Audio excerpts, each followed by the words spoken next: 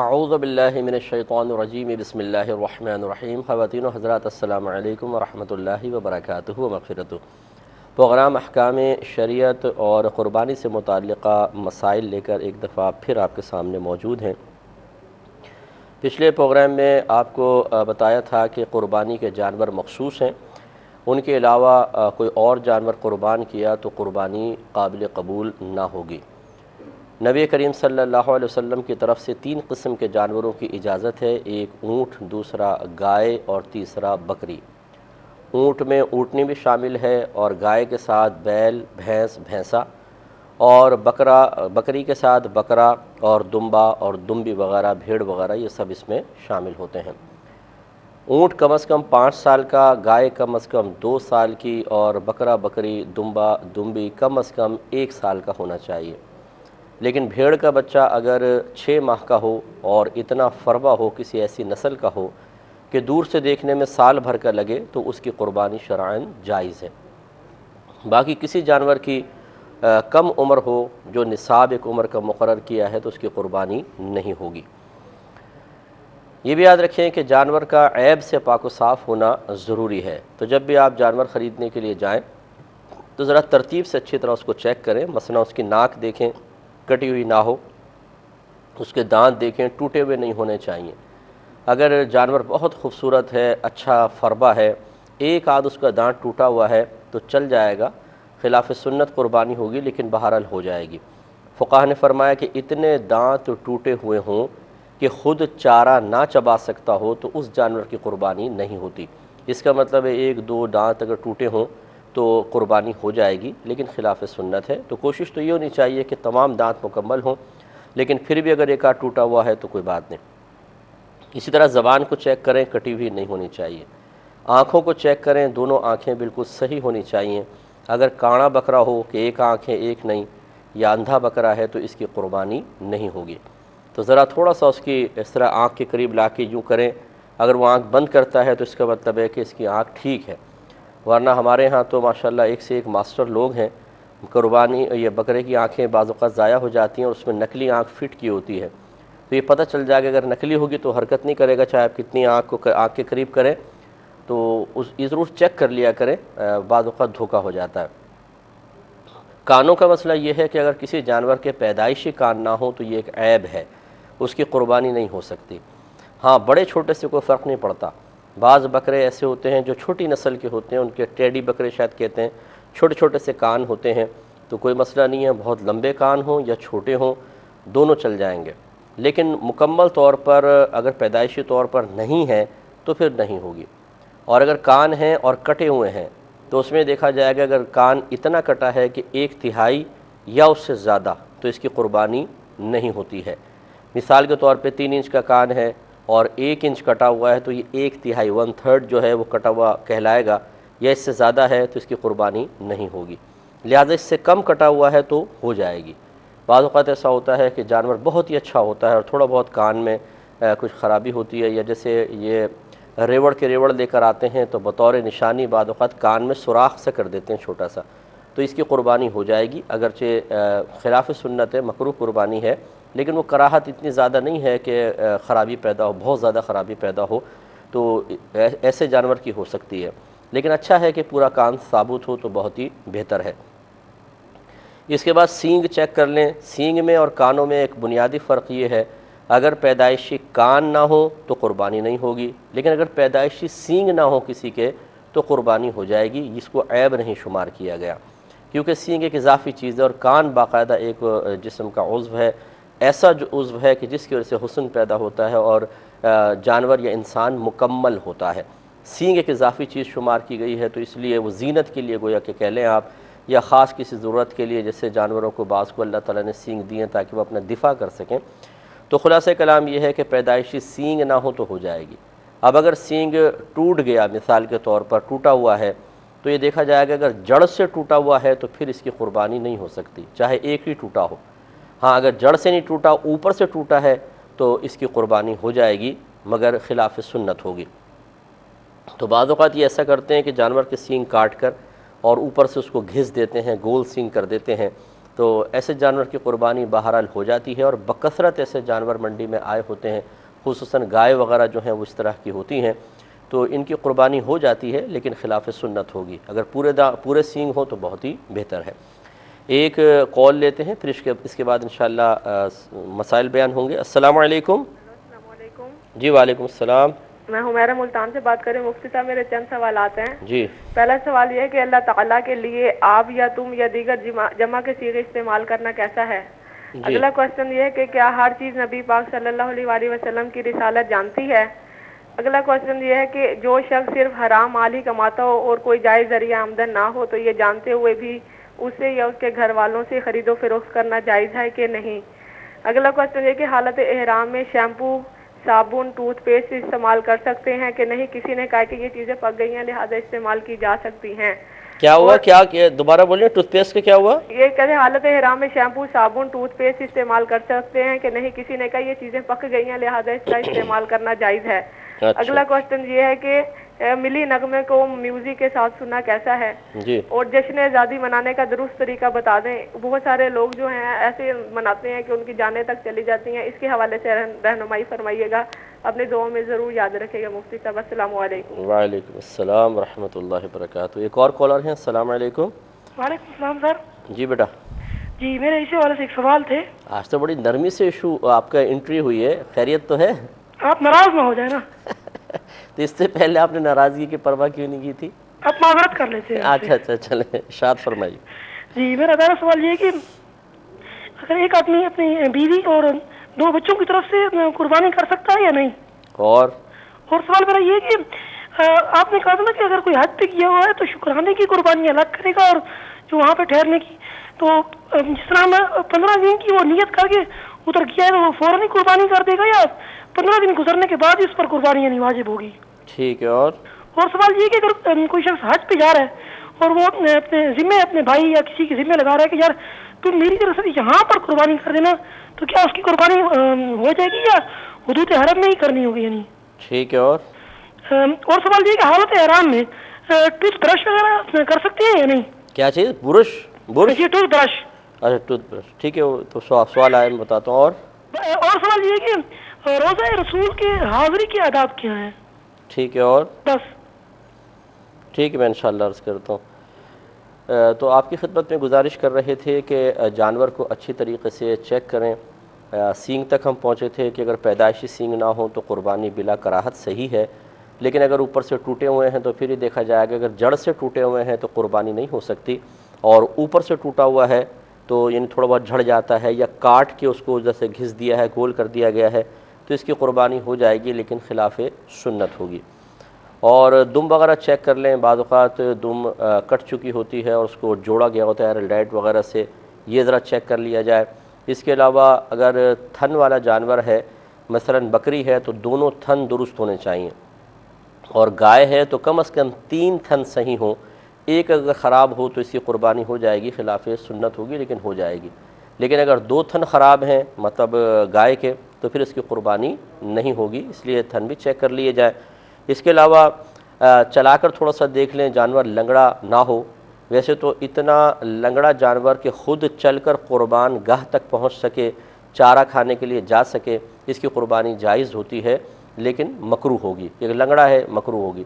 لیکن اگر اس سے زیادہ ہے، جیسے ابھی بتایا کہ چل ہی نہیں سکتا ہے، وہ بالکل ایک ٹانگ اٹھا کے کھڑا ہو گیا ہے اور اس کے لیے چلنا دشوار ہو گیا ہے، تو یہ ایک بڑا عیب ہوتا ہے، اس کی قربانی نہیں ہو سکے گی، تو ذرا چلا کر دیکھ لیا جائے، بہت ہی اچھا ہے۔ تو یہ کچھ عیوب اور نقائص اچھی طریقے سے چیک کر لیے جائیں۔ اب مثال کے طور پہ بعض اوقات ایسا ہوتا ہے، ہم جانور لے کر آتے ہیں، گاڑی میں چڑھاتے ہوئے یا گاڑی سے اتارتے ہوئے جانور بدک جاتا ہے، پریشان ہوتا ہے، اور اس میں اس کو چوٹ لگ جاتی ہے، بعض اوقات کھال چھل جاتی ہے، تھوڑی چر جاتی ہے، بعض اوقات کھر اس کا تھوڑا سا اکھڑ جاتا ہے، ٹانگ میں چوٹ لگ جاتی ہے جس سے وہ تھوڑا سا لنگڑانے لگتا ہے۔ تو یاد رکھیں کہ اگر گھر میں آئے اور یہ چھوٹے موٹے عیب پیدا ہوئے تو اس میں کوئی حرج نہیں ہے، غنی ہو یا فقیر وہ آرام سے قربانی اس کی کر سکتا ہے۔ لیکن اگر اتنا بڑا عیب پیدا ہو گیا کہ جو قربانی کی راہ میں رکاوٹ ہے، جیسے پورا کا پورا جڑ سے سینگ ٹوٹ گیا، اتنا لنگڑا ہو گیا کہ چل نہیں سکتا ہے، یا آنکھ پھوٹ گئی خدا نخواستہ جانور کی، تو ایسی صورت میں اگر وہ غنی ہے یعنی مالک نصاب ہے تو دوسرا جانور لے کر آئے گا، اس کی قربانی نہیں کر سکتا۔ اور اگر شرعی فقیر تھا اور اس نے بیچارے نے ہمت کر کے جانور خریدا تھا، تو چونکہ شرعی فقیر پر قربانی کا جانور قربانی کی نیت سے خریدتے ہی اس خاص جانور کی قربانی کرنا اس پر واجب ہو جاتا ہے، لہذا اس کے لیے لازم نہیں ہے کہ دوسرا لائے، یہ اسی کو قربان کر سکتا ہے، اللہ تعالیٰ قبول فرمائے گا۔ یہ ہے کہ جب آپ یہ اس وقت ہے کہ جب آپ ذبح کرنے سے پہلے یا قربان کرنے سے پہلے عیوب و نقائص پیدا ہوتا دیکھیں تو یہی مسائل ہیں۔ اور ایک یہ ہے کہ آپ نے جانور لٹا دیا ہے، چھری پھیرنے والے ہیں یا تھوڑی بہت چھری پھیر دی ہے، اس میں بھی آپ نے دیکھا ہوگا بعض اوقات جانور ایک دم بدک کے اڑ جاتا ہے، دوڑ پڑتا ہے، بھاگ لیتا ہے، اور عین ذبح کے وقت اس میں کوئی عیب پیدا ہو گیا، مثلا اچھلا بہت ایک دم چھری پھیرتے اچھلنے لگا اور اس سے سینگ ٹوٹ گیا مثال کے طور پر، تو چاہے یہ غنی ہو یا فقیر، اس جانور کی قربانی دونوں کے لیے شرعاً جائز ہے کہ بوقت ذبح جو عیب پیدا ہوتا ہے وہ معاف ہوتا ہے کہ اب بالکل آخری وقت ہے، تو اس کے لیے اس کی قربانی دونوں کے لیے شرعاً جائز ہے۔ ہاں اگر کوئی بہت مالدار آدمی ہے، صاحب استطاعت ہے اور صاحب ہمت بھی ہے، دل بڑا ہے، تو اگر وہ اس جانور کو کہے کہ نہیں چاہے یہ قربانی کے وقت میں اس کو نہیں قربان کرتا، دوسرا لاؤں، تو یہ نور علی نور ہے، اللہ تعالیٰ اس کو مزید برکات سے انشاءاللہ نوازے گا۔ کچھ حصوں کے بارے میں بتا دیتے ہیں کہ ایک بات یاد رکھیں کہ گائے اور اونٹ کے اندر زیادہ سے زیادہ 7 حصے دار ہو سکتے ہیں، اس سے زیادہ نہیں۔ اگر 8 آدمیوں نے حصہ ملایا تو کسی کی بھی قربانی نہیں ہوگی۔ وجہ اس کی یہ ہے کہ بکرا بکری دمبا دمبی فقط ایک شخص کی طرف سے ہو سکتا ہے، اگر اس میں 2 شریک ہوں گے تو قربانی نہیں ہوگی، اور گائے کا ایک حصہ سمجھ لیں کہ بکرے کے برابر ہے، تو اس میں بھی 2 آدمی شریک ہو گئے تو قربانی نہیں ہوگی۔ مختصر سا بریک لیں گے، اس مسئلے کو کنٹینیو رکھیں گے انشاءاللہ بریک کے بعد۔ بسم اللہ الرحمن الرحیم۔ تو آپ کی خدمت میں جانور کے حصوں کے بارے میں ذکر کر رہے تھے کہ اونٹ اور گائے میں زیادہ سے زیادہ 7 حصے دار ہو سکتے ہیں، لہٰذا اگر 8 حصے دار ہو گئے، مثال کے طور پہ 8واں ملا لیا گیا، تو آپ یہ دیکھیں کہ ہر حصے میں 2 آدمی شریک ہو جائیں گے، کیونکہ اگر ایک حصہ سب کی طرف سے مان لے تو پھر جو 8واں شریک ہے وہ کسی نہ کسی کے حصے کے ساتھ شریک ہوگا، اور چونکہ ابھی یہ حصے مکس ہیں، ایک ساتھ ہیں، ابھی تقسیم تو ہوئے نہیں، تو گویا کہ یہ 8واں ہر ایک کے حصے میں شریک ہے، اور جب ہر ایک کے حصے میں شریک ہے تو ہر ایک کے حصے میں کم از کم 2 آدمی شریک ہو گئے۔ تو جس طرح ایک بکرے میں 2 آدمی شریک ہو جائیں، 2 کی طرف سے اس کو منسوب کر کے ذبح کیا جائے، قربانی کی جائے تو نہیں ہوتی، اسی طرح ان سب کی قربانی ضائع ہو جائے گی۔ لیکن یہاں وضاحت یہی ہے کہ پیسے ملانا ایک الگ فعل ہے اور قربانی کو منسوب کرنا ایک الگ چیز ہے۔ یہ ہو سکتا ہے کہ 10 آدمی مل کر ایک گائے کے پیسے، 10 آدمی نے مل کر پیسے ملائے اور گائے لے کر آئے، لیکن جب اس کے حصے مختص کرنے لگے، خاص کرنے لگے، تو 7 کو ہی کیے کہ فلاں 3 نے کہا ہماری طرف سے نہیں، پیسے ہم نے بھی ملا دیے۔ تو پیسے ملانے سے کوئی فرق نہیں پڑتا، اصل میں حصے منسوب کرنا یہ اصل مسئلہ ہوتا ہے۔ تو اگر 2 کی طرف سے یہ کہا کہ بھئی ایک حصہ ہے، 2 کی طرف سے، ایک بکرا ان 2 کی طرف سے، یہ ہے منسوب کرنا، اور یہ غلط ہوگا، اس سے پھر قربانی ضائع ہوگی۔ ایک کالر ہمارے ساتھ ہیں، السلام علیکم۔ وعلیکم السلام، مفتی صاحب کوہاٹ سے بات کر رہی ہوں۔ جی بہن فرمائیے۔ سوال یہ ہے کہ ایک خاتون کے پاس اگر 5 تولے سونا ہے، اس پہ زکوٰۃ فرض نہیں ہے، لیکن جیسے آپ نے بتایا تھا کہ 52 تولے چاندی کی مساوی قیمت ہو، تو کیا وہ اس پر 2 ہوں گی، اور اس کے شوہر کے پاس اگر 1.5 لاکھ روپیہ وہ جو سرکاری اس پر وہ جی پی فنڈ وغیرہ کٹتا رہتا ہے وہ ہے، تو کیا وہ شوہر بھی الگ سے قربانی کرے گا اور بیوی الگ سے کرے گی؟ میرا دوسرا سوال یہ ہے کہ یہ جو ہم لوگ جاب وغیرہ کرتے ہیں، اس میں ہمیں ظاہری طور پر نامحرم کا سامنا ضرور کرنا پڑتا ہے، اور دوسری بات یہ ہے کہ آج کل وہ صورت حال تو ہے نہیں کہ بالکل کوئی روٹی دینے والا نہیں ہے، بھوکوں سے مر رہے ہیں تب جاب کریں۔ آج کل تو ہر دوسرا بندہ، مطلب کسی نے ایم اے کر لی ہے، بی اے کر لی ہے، تو وہ ضرور جاب کرتی ہے، لڑکیاں ان میرڈ بھی کرتی ہیں۔ تو کیا ایسا کرنا، یہ شوہر کا ہاتھ بٹانا کہ ہمارا گھر بن جائے، تھوڑا ہمارے حالات زندگی اچھے ہو جائیں، اس صورت میں جاب جائز ہے؟ جی ٹھیک ہے۔ ایک میرا سوال اور ہے کہ یہ ہمیں جو سنت موقدہ پچھلے پروگرام میں آپ نے بتایا کہ اس طرح سے پڑھتے ہیں کہ تیسری میں بھی دوبارہ ثنا پڑھتے ہیں، یقین کریں مفتی صاحب ہم نے تو جن لوگوں سے قرآن پڑھا ہے सबक पढ़ा है, हमें तो किसी ने भी नहीं बताया, या आप ही हमारे लिए वसीला बने हैं बताने वाले। और अब मैं कोशिश कर रही हूँ अपनी औलाद को भी पाबंदी करूँ वाकई में। और दूसरी अहम बात, सबसे अहम बात, कि हम कैसे किसी को अच्छा सही वैलिड मुफ्ती माने, क्योंकि हम तो अब आपको मैं 1.5 साल से कॉल कर रही हूँ, आज मुझे कॉल मिली है, ठीक है। अब हम बताएं, हम किसी को मुफ्ती को कहाँ से ढूंढ के निकालें, कैसे बात करें, और कैसे हमें पता चले कि यही वैलिड मुफ्ती है, ये हमें ठीक बताएगा। जी जी ठीक। अतराफ में तो बहुत हैं, लेकिन ये जरूर काइंडली मुझे जरूर गाइड कीजिए। जी मैं इंशाअल्लाह अर्ज़ करता हूँ, बिल्कुल अर्ज़ करता हूँ। तो हिस्सों के बारे में गुजारिश कर रहे थे, बस थोड़ा सा मैं अर्ज़ कर देता हूँ, फिर नेक्स्ट प्रोग्राम में इंशाअल्लाह कल बयान कर लेंगे कि गाय और ऊँट में 7 से ज़्यादा हिस्सेदार नहीं हो सकते, जबकि बकरा बकरी दुम्बा दुम्बी में एक आदमी की तरफ से वो एक जानवर होगा। अगर 2 आदमी शरीक हो जाएं, पैसे मिलाने के एतबार से नहीं बल्कि क़ुरबानी करने के एतबार से, कि मिसाल के तौर पे मियाँ बीवी एक बकरा लाए और कहा हम दोनों की तरफ से ये एक बकरा, तो किसी की तरफ से भी ये क़ुरबानी नहीं होगी। अब अगर इन दोनों पे वाजिब थी तो अब भी वाजिब बाकी है, या एक पर वाजिब थी, उसने चूँकि दूसरे को शामिल कर लिया, उसकी नफली क़ुरबानी थी, इसकी वाजिब थी, दोनों एक जानवर में शरीक हो गए, तो ये नफली ही बनेगी, इस शख्स का वाजिब अदा नहीं होगा और ये गुनाहगार होगा। तो कल इंशाअल्लाह इस उयूब इसके हिस्सों के बारे में मज़ीद मैं कुछ मसाइल अर्ज़ कर दूँगा। जवाबात की तरफ आते हैं। पिछले प्रोग्राम में एक बहन ने क्वेश्चन किया था कि अगर हमारे साथ कुछ गैर मुस्लिम लोग पढ़ते हैं, जैसे स्कूल कॉलेज यूनिवर्सिटी वगैरह में, तो कैंटीन में कभी बैठ जाते हैं तो वो कोई खाने पानी की ऑफ़र करते हैं, किसी ड्रिंक की ऑफ़र करते हैं, इसी तरह वो घर का या कैंटीन का खाना वगैरह हमें ला कर देते हैं, तो क्या हम उनका खाना खा सकते हैं या नहीं।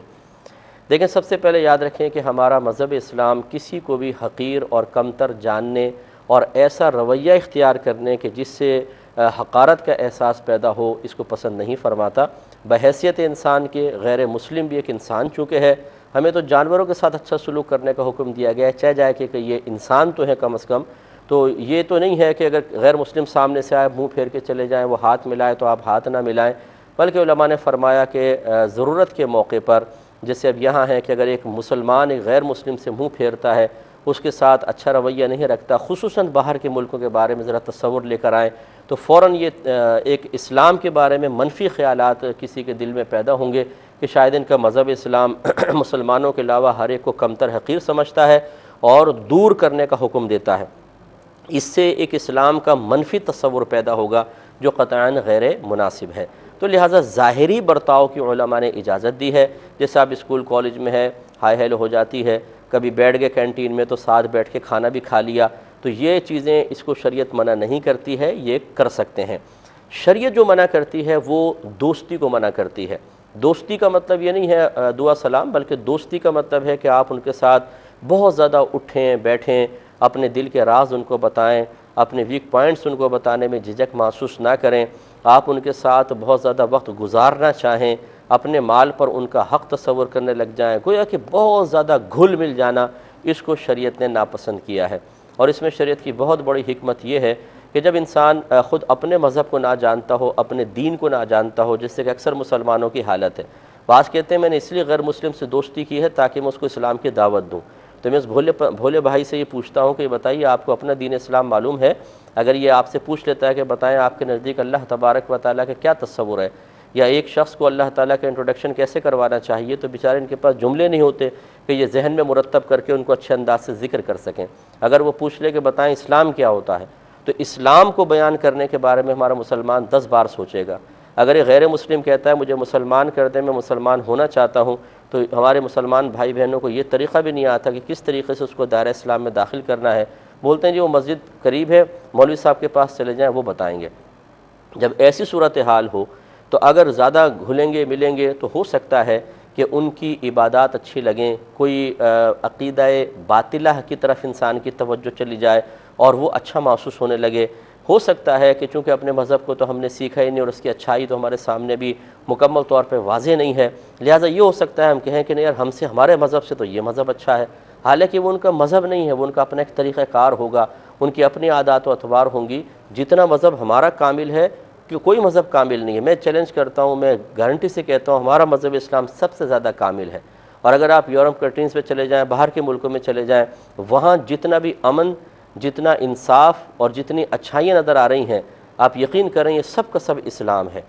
یعنی یہ مراد کہنے کی یہ ہے کہ وہ مسلمان نہیں ہیں، لیکن یہ اسلامی تعلیمات ہیں، ساری اسلامی تعلیمات ہیں۔ آپ اٹھا کے پڑھ لیں، سرکار کا دور مبارکہ دیکھ لیں، صدیق اکبر رضی اللہ تعالیٰ عنہ، عمر فاروق رضی اللہ تعالیٰ عنہ کا انہوں نے اختیار کیا، آج وہ ایسی ایک مثال بن گئے ہیں کہ لوگ وہاں پر جاتے ہیں اور تعریف کرتے ہیں۔ اور ہم ایک ملک پاکستان میں ہیں جو کہتے ہیں کہ اسلام کے نام پر حاصل کیا گیا، اور مسلم کنٹریز کی حالت یہ دیکھ لیں کہ ہم اپنے دین اسلام پہ چل لیں، اس کو سیکھنے کے لیے تیار نہیں ہیں۔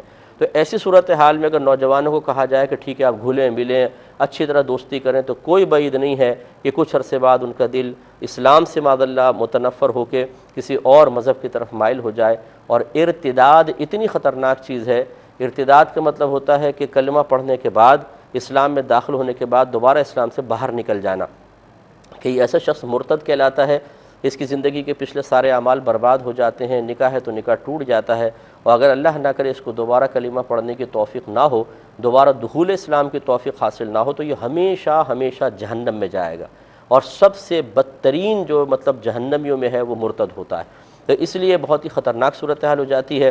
ایسے میں بھائیوں اور بہنوں سے گزارش کرتا ہوں کہ ایسی دوستی نہ کریں۔ ظاہری برتاؤ کو تو میں نے آپ کو بتا دیا کہ الیکس لیک ہے، تھوڑی بہت گفٹس کا ابادلہ تبادلہ ہے، زیادہ ملتے جلتے نہیں ہیں، بہت زیادہ گیٹ ٹوگیدر نہیں ہوتی، تو اس کی گنجائش شریعت نے دی ہے، اور کرنے میں کوئی حرج نہیں۔ ایک یہ بہن نے سوال کیا تھا کہ حج کرنے والا کیا پاکستان میں بھی قربانی کرے گا؟ پہلے اچھی طرح یاد رکھیں کہ حاجی تین طرح کے ہوتے ہیں، ایک تو حج تمتع کرنے والا، اسے متمتع کہتے ہیں، ایک حج قران کرنے والا، اسے قارن کہتے ہیں، تیسرا حج افراد کرنے والا، اس کو مفرد کہتے ہیں۔ اگر صرف حج کا احرام پہنا جائے، صرف حج کا، عمرے کا نہ ہو، حج کی نیت کریں تو یہ حج افراد ہے۔ اگر حج اور عمرے دونوں کی ایک ساتھ نیت کے ساتھ احرام پہنا جائے تو یہ حج قران ہے۔ اور اگر صرف عمرے کا احرام پہنا جائے، پھر وہاں جا کے عمرہ کر کے پھر 8 ذوالحجہ کو حج کا احرام اگلی نیت دوسری نیت کے ساتھ پہنا جائے، یعنی حج کی نیت کے ساتھ دوسرا احرام پہنا جائے گا یا احرام کی نیت کی جائے گی، تو یہ حج تمتع کہلاتا ہے۔ اب یہ اچھا طرح یاد رکھیں کہ حج تمتع کرنے والا یا حج قران کرنے والا چاہے شرعی فقیر ہی کیوں نہ ہو، ان پر حج کے شکرانے کے طور پہ قربانی واجب ہے۔ اور مفرد جو ہوتا ہے حج افراد کرنے والا، اس پر حج کے شکرانے کی قربانی کرنا واجب نہیں ہے، مستحب ہے، کرنا چاہے تو کرے، نہ کرنا چاہے نہ کرے۔ تو ایک تو یہ مسئلہ۔ دوسرا اب عید الاضحیٰ والی قربانی کا مسئلہ، کہ اگر یہ مسلمان ہیں، اور ماشاءاللہ مسلمان تو ہیں حاجی، مسلمان ہیں، عاقل ہیں، بالغ ہیں، مالک نصاب ہیں، اور پانچویں چیز کہ مقیم ہوں، مسافر نہ ہوں۔ اگر دیکھیں یہ مکے میں قیام اور پھر منا، مزدلفہ اور میدان عرفات، ان کے ڈیز آپ کاؤنٹ کر لیں، اگر یہ 15 ڈیز بن جاتے ہیں تو سمجھ لیجئے وہ مقیم ہے، مسافر نہیں ہے۔ اب اگر دیگر شرائط اس میں جمع ہیں تو عید الاضحیٰ والی قربانی بھی واجب ہوگی، حج کے شکرانے والی علیحدہ اور عید الاضحیٰ والی علیحدہ۔ لیکن اگر مکے کا قیام پھر باقی ان مقامات کے قیام کے ڈیز اگر جمع کیے جائیں تو 13 بنتے ہیں، 14 بنتے ہیں، تو صرف حج کے شکرانے والی بنے گی، عید الاضحیٰ والی قربانی نہیں بنے گی۔ دوسری بات یہ کہ جو حج کے شکرانے والی قربانی ہے یہ حدود حرم میں کرنا لازم ہوتا ہے، اس کو باہر نہیں کر سکتے۔ لیکن اگر ان لوگوں پر عید الاضحیٰ والی قربانی واجب ہو رہی ہے تو اس کا حدود حرم میں کرنا لازم نہیں ہے۔ یہ پاکستان میں یا جہاں پہ بھی کنٹری سے آئے ہیں وہاں پر کسی کو اپنا وکیل بنا سکتے ہیں کہ بھئی میری طرف سے قربانی کر دینا، پھر جا کے ان کو پیسے دے دیں تو انشاءاللہ قربانی ہو جائے گی۔ مختصر سا بریک لیں گے، ہمیں یقین ہے آپ ہمارے ساتھ ہی رہیں گے۔ بسم اللہ الرحمن الرحیم۔ اور ایک یہ بچے نے کویسچن کیا تھا کہ کیا وہاں پر اگر کوئی حاجی ہے تو جب 15 دن گزر جائیں تب اس پہ قربانی واجب ہوگی یا پہلے ہو جائے گی؟ دیکھیں عید الاضحیٰ والی قربانی کے لیے 15 دن گزرنا ضروری نہیں ہے، وہ تو نیت میں ہونے چاہیے۔ اگر مکہ پہنچا ہے اور وہ کاؤنٹ کرتا ہے، مکے کے دن دیکھے، پھر منا، مزدلفہ، میدان عرفات، پھر واپس وہ جو منا آئے گا، سارے دن اس نے کاؤنٹ کیے اور 15 دن ہیں سمجھ لیں، تو گویا کہ اس نے 15 دن کی نیت کر لی تو یہ مقیم ہوگا۔ اور اگر 15 دن سے کم ہے تو مسافر ہوگا۔ مقیم پر واجب ہوتی ہے اگر دیگر شرائط ہوں، مثلا مسلمان بھی، عاقل بالغ مالک نصاب، تو مقیم پہ قربانی واجب ہوگی، مسافر پر نہیں۔ اور یہاں یہ بات میں وضاحت کر دوں کہ اس میں رائے کا اختلاف ہو سکتا ہے کہ بعض صرف مکے کا حساب کرتے ہیں اور وہ کہتے ہیں کہ منا، مزدلفہ اور عرفات یہ مکے سے باہر ہیں اور ان کے ڈیز اس میں کاؤنٹ نہیں ہوں گے۔ لیکن چونکہ اب بہت ہی اتصال ہو گیا ہے اور وہ مضافاتی علاقے بن گئے ہیں، ہمارے نزدیک یہی مسئلہ ہے، اور میرے کئی اساتذہ اسی پر ہمیں تلقین کرتے ہیں اور متفق ہیں کہ اب مکے کے چونکہ مینا، مزدلفہ، میدان عرفات بہت ہی کلوز ہو گئے ہیں، ایک دوسرے سے بالکل متصل ہیں، تو اس لیے یہ فنائے مصر کے حکم میں ہے، تو اس لیے ان کے دن بھی کاؤنٹ کرنے چاہیے، لیکن اگر کوئی اس میں اختلاف کرے تو رائے کا اختلاف رکھ سکتا ہے، اس پہ کوئی گرفت نہیں ہے۔ ایک یہ بھائی نے آفر کویسچن کیا تھا کہ کیا دو بہنوں کا نکاح ایک ہی دن اور ایک چاند میں ہو سکتا ہے؟ یہ کوئٹہ سے ایک بھائی نے ہمارے کویسچن کیا تھا، تو بالکل ہو سکتا ہے۔ یہ کہنا کہ دو بہنوں کا ایک ساتھ نکاح نہ کریں، یہ بھاری پڑ جاتا ہے نکاح اور منحوس ہو جاتا ہے، یہ خواتین کے اپنی ایجادات ہیں، اپنی اختراعات ہیں، جس کی کوئی شرعی دلیل نہیں ہے۔ ایک ساتھ آپ 50 بہنوں کا نکاح کر دیں، اس میں شرعاً کوئی حرج نہیں ہے، اور ایک ہی چاند میں کر سکتے ہیں، کوئی قابل گرفت نہیں ہے، اور شریعت نے کسی قسم کی نحوست کی خبر نہیں دی ہے۔ اور اپنے پاس سے خواہ اچھے افعال و اعمال کو منحوس کہہ دینا، نحوست کا باعث کہہ دینا، یہ یاد رکھیں شریعت پر افتراء ہے۔ یہ معمولی چیز نہیں ہے کہ ایسے شخص کو نظر انداز کر دیا جائے، بلکہ وہ گناہ کبیرہ کر رہا ہے کہ اللہ تعالیٰ اس کے رسول نے جب حکم نہیں فرمایا تو آپ کو علم غیب ہے، آپ کو کیا پتہ کہ کیا ہے کیا نہیں ہے، اور آپ اپنی زبان استعمال کر رہے ہیں۔ اس لیے نبی کریم صلی اللہ علیہ وسلم نے ارشاد فرمایا کہ جس نے بغیر علم کے فتویٰ دیا اس پر زمین و آسمان کے تمام فرشتے لعنت کرتے ہیں، یہ گناہ کبیرہ ہے، یاد رکھیں۔ ایک ہی کویسچن کیا کہ ملی نغمے میوزک کے ساتھ سن سکتے ہیں کہ نہیں؟ دیکھیں میوزک شرعاً ہر صورت میں منع ہے، صرف قوالی وغیرہ جو ہیں اس میں علماء کا اختلاف ہے، اس میں بہت سے بزرگان دین بھی یہ فرماتے ہیں کہ چونکہ قوالی میں قول جو ہے وہ اچھا ہوتا ہے، پاکیزہ کلام ہوتا ہے، اور میوزک اس پاکیزہ کلام کی تاثیر کو بڑھا دیتا ہے، لہٰذا وہ حکم جواز نکالتے ہیں، بہت سے علماء اس کو منع کرتے ہیں۔ لیکن یہ جو عام گانے وغیرہ ہوتے ہیں ان میں میوزک اپنی اصل حالت پر ہی رہے گا کہ اس کو شرعاً جائز نہیں قرار دیا جا سکتا۔ ہاں ایک ہوتا ہے حالت جنگ کے وقت کہ جب جنگی ماحول بن جاتا ہے، کسی دشمن کے حملہ کرنے کا خوف ہو، تو ایسی صورت میں ملی نغمے بہت زیادہ جوش پیدا کرتے ہیں، اور یقیناً پھر وہ اس میں جو میوزک جس انداز سے ڈالا جاتا ہے وہ واقعی بلڈ سرکولیشن کو تیز کرتا ہے، اور انسان کا جذبہ بڑھتا ہے کہ اپنے ملک کے دفاع کے لیے، اپنے ملک کی سلامتی کے لیے اپنے آپ کو قربان کر دیا جائے، تو اس وقت پھر یہ ملی نغمے تو ایک ہتھیار کا سا کام کرتے ہیں، اس میں بالکل شرعی حکم بدل جائے گا، لیکن عام نارمل حالت میں اجتناب کیا جائے تو یہ بہت ہی بہتر ہے۔ ایک بہن نے فرمایا کہ جشن آزادی منانے کا طریقہ کیا ہے؟ بعض لوگ اس انداز سے مناتے ہیں کہ وہ انتقال ہو جاتا ہے، جیسے لڑکے والے اسکوٹر چلا رہے ہیں، شوں شوں شوں یہاں سے وہاں لے کے جا رہے ہیں، تو یہ طریقہ کار بالکل غلط ہے، بلکہ اگر میں اس کو گناہ کہوں تو یہ بالکل بیجا نہیں ہوگا کہ اپنی زندگی بھی خطرے میں دوسروں کی زندگی بھی خطرے میں ڈالتے ہیں۔ یہ طریقہ کار جشن آزادی منانے کا نہیں ہے، بلکہ جشن آزادی ہمیں سوچ اور فکر کے ساتھ منانی چاہیے کہ ہم نے ملک تو اللہ تعالیٰ نے ہمیں عطا فرمایا، اکابرین نے قربانی دی، ہم نے ملک کے ساتھ کیا کیا؟ ہم ملک سے فائدے حاصل کر رہے ہیں کہ عزت خود اعتمادی حاصل کرتے ہیں۔ باہر کے ملکوں میں چلے جائیں، آپ کو عجیب و غریب نگاہوں سے دیکھا جائے گا، آپ چاہے کتنے اچھے رہ رہے ہوں، لیکن یہ ضرور احساس ہوگا کہ ہم غیر کے ملک میں رہ رہے ہیں، لیکن اپنے ملک میں ایئرپورٹ پہ اترتے ہی، اسٹیشن پر آتے ہی ایک دم ایک خوشی ہوتی ہے کہ ہمارا ملک ہے۔ تو اپنے ملک کے لیے ہم نے کیا کیا، یہ ہمیں سوچ اور فکر پیدا کرنی چاہیے، اور مثبت اپنے طرز عمل کو اختیار کرنا چاہیے، تو انشاءاللہ اس میں کوئی حرج نہیں ہوگا۔ یہ کہتی ہیں کہ اللہ تعالیٰ کے لیے آپ اور تم کے الفاظ استعمال کر سکتے ہیں؟ دیکھیں آپ کا لفظ استعمال کر سکتے ہیں لیکن بہتر نہیں ہے، کیونکہ آپ اور تم جیسے آپ نے خود فرمایا بہن نے کہ جمع کے لیے استعمال ہوتے ہیں، تم سب یہاں آ جاؤ، آپ سب لوگ یہاں آ جائیں، تو ہمارے ہاں آپ اور تم جو ہے یہ واحد کے لیے بھی ہوتا ہے، جمع کے لیے بھی ہوتا ہے استعمال، اور اللہ تعالیٰ کے لیے ایسے صیغے استعمال کرنا جس میں جمع کا شائبہ ہو مناسب نہیں ہے، اسی لیے تو کا لفظ استعمال کرنا سب سے افضل اور اولیٰ ہے۔ اگرچہ ہمارے اردو میں عجیب سا لگتا ہے لیکن بالکل صحیح ہے، کیونکہ آپ پورا قرآن اٹھا لیں، جہاں انبیاء علیہ السلام نے اللہ تعالیٰ سے خطاب فرمایا واحد مذکر حاضر کی ضمیر رکھی ہے، یعنی تو جس کا ترجمہ ہے۔ ہاں اللہ تعالیٰ نے اپنے لیے نا کی ضمیر استعمال فرمائی، انا انزلناہ فی لیلۃ القدر، جس کا ترجمہ ہم ہے۔ اللہ کو زیبا ہے کہ وہ اپنے لیے جو لفظ مطلب بیان فرمائے، لیکن جو نبیوں کا طریقہ رہا اللہ کو خطاب کرنے کا وہ ہمیشہ واحد مذکر حاضر کے ساتھ ہے، یہی ادب ہے، اسی کو اختیار کرنا چاہیے۔ یہ کہ کہتے ہیں کہ کیا نبی کریم صلی اللہ علیہ وسلم کی رسالت تمام مخلوق جانتی ہے؟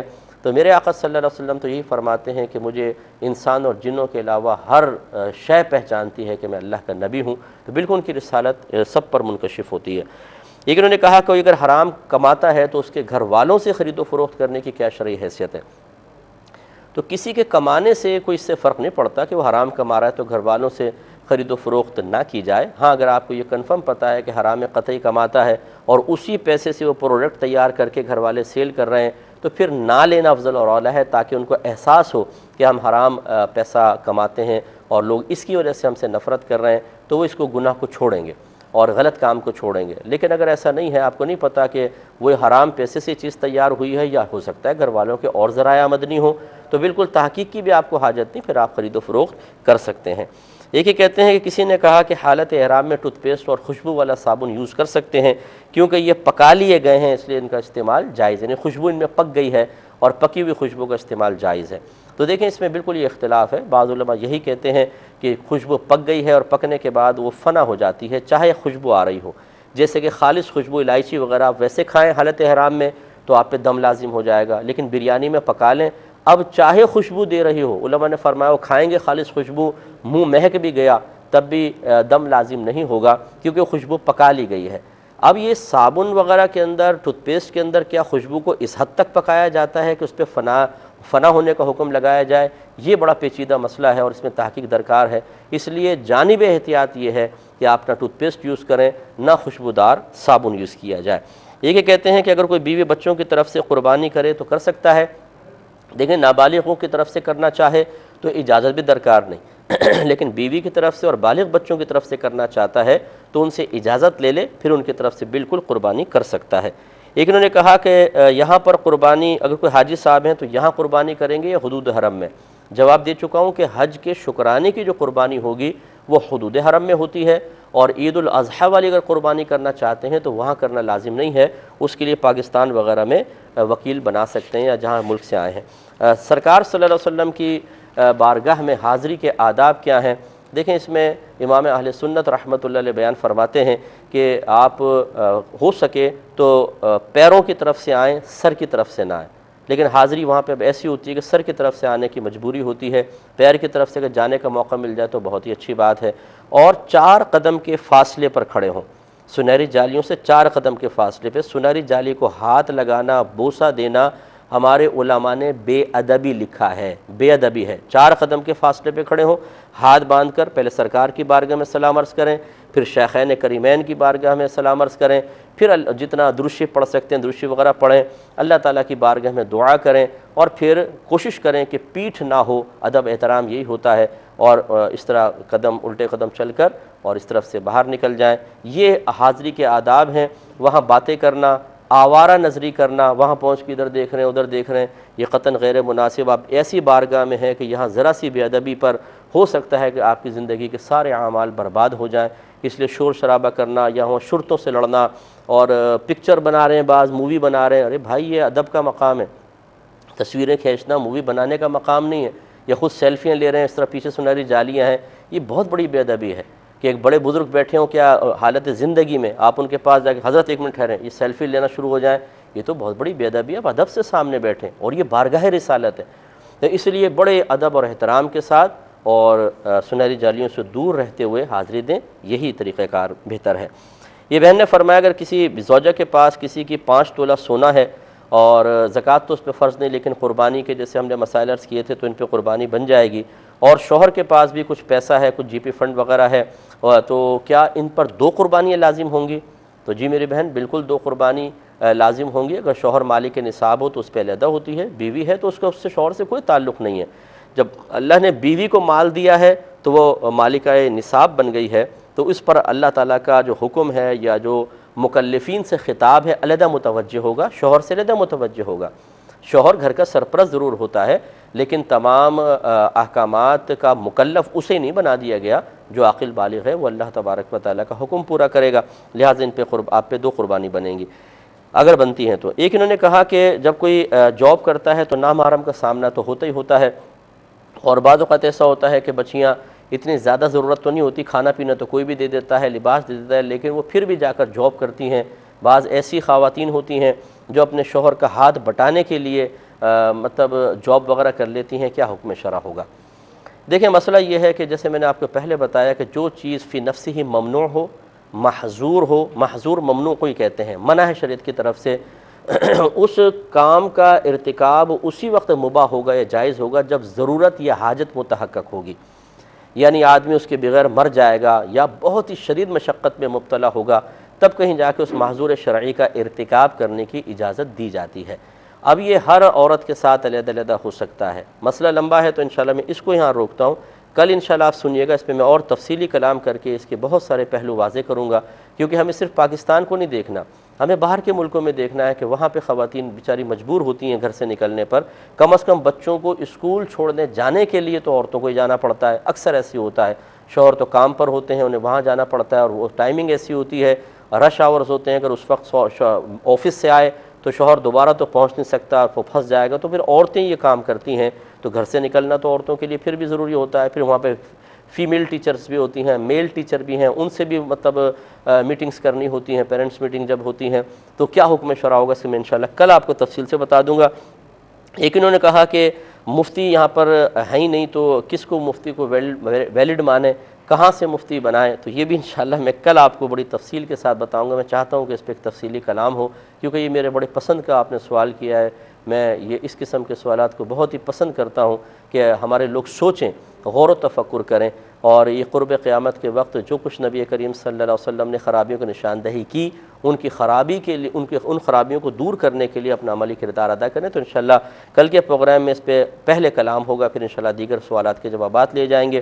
ای میل ایڈریس چل رہا ہوگا، جو بھائی بہن ہمیں میل کرنا چاہیں کر سکتے ہیں، یہ اسی میل ایڈریس پہ کر لیں، یا muftiakmal.net پر آسک امام کے آپشن میں جا کر بھیج دیں، یا مفتی اکمل QTV2 والا جو میرا پرسنل ای میل ID ہے اس پر بھی آپ بھیج سکتے ہیں۔ دیر ہو جائے تو معاف کر دیا کریں، بہت سوالات آتے ہیں، میں آپ کو بتا نہیں سکتا ہوں، رات دن سوالات آتے رہتے ہیں، اب ان کے جوابات دینا ہمارے لیے بہت ہی مشکل ہوتا ہے کہ بر وقت دیں، لیکن بہرحال دیتے ہیں۔